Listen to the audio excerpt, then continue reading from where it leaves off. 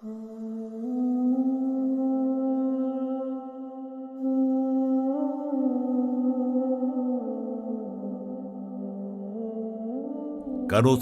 nuk është burg, është medalje. Ka njerëz që e kanë të lehtë të ecin mbi dy këmbë, por ecin pa qëllim. Dhe ka të tjerë që ndoshta nuk ecin me trup, por ecin me shpirt, dhe udhëtimi i tyre vlen më shumë se çdo hap i kësaj bote.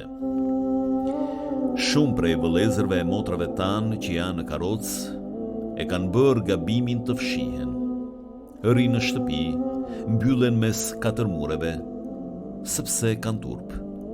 Jo se u mungon zemra, por sepse shoqëria i sheh me sy të gabuar, dhe turpi i bën robër. Por unë ju them sot, mos e lejoni turpin të bëhet karroca e dytë. Karroca nuk është pranga.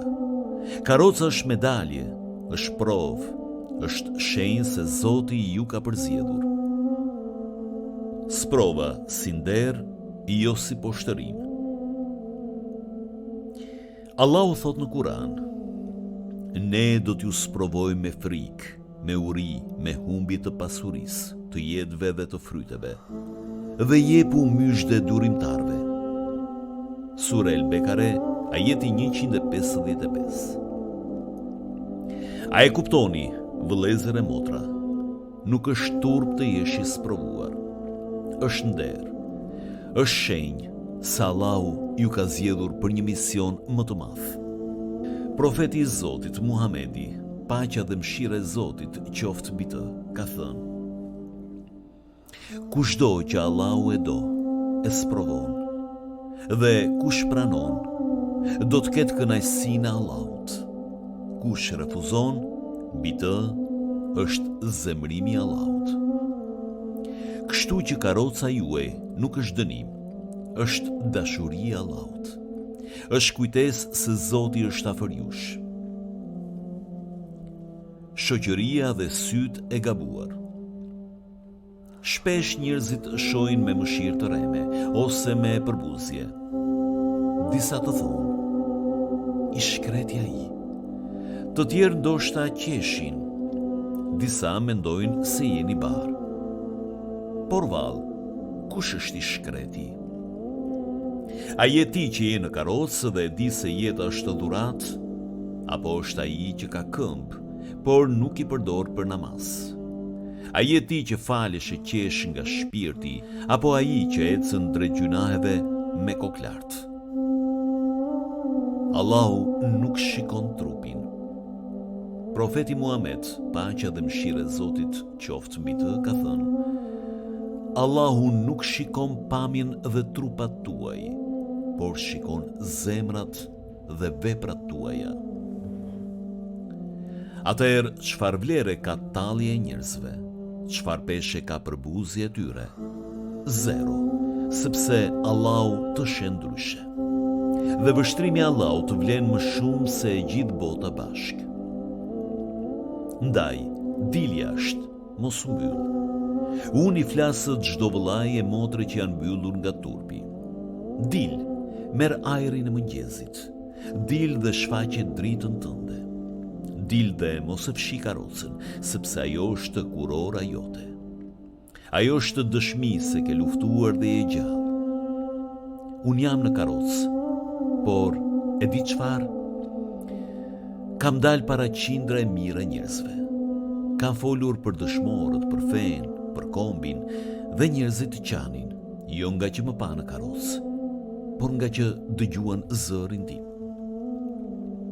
Zëri im është më i fortë se këmbët që nuk ecin.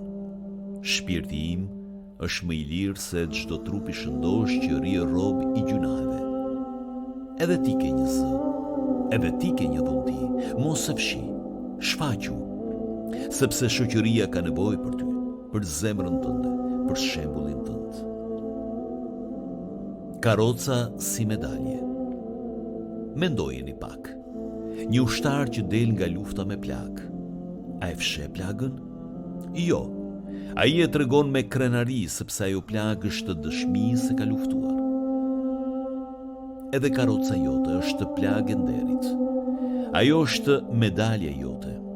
Ajo është dëshmi se ka kaluar një betejë dhe je gjallë.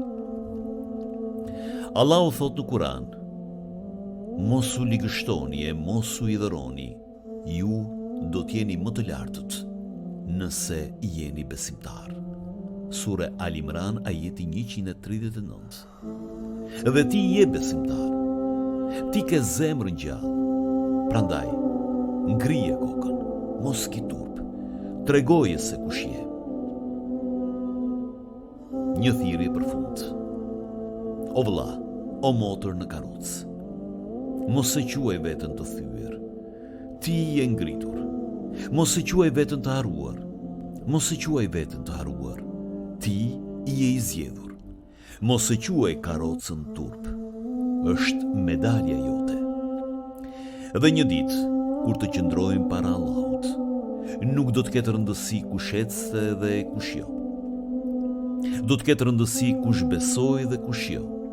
Do të ketë rëndësi kush duroi dhe kush jo. Ti që je në karrocë, ke një përparësi të madhe. Çdo hap i shpirtit tënd matet si sabër. Çdo lotë i syrit tënd shkruhet si ibadet. Çdo buzëqeshje e jotja është sadaka. Mos ki turp, mos u fshi. Dil, shfaqe veten dhe jeto, sepse ti nuk je barë. Ti je bekim. Ti nuk je i shkreti. Ti je i forti. Ti nuk je i eshturi.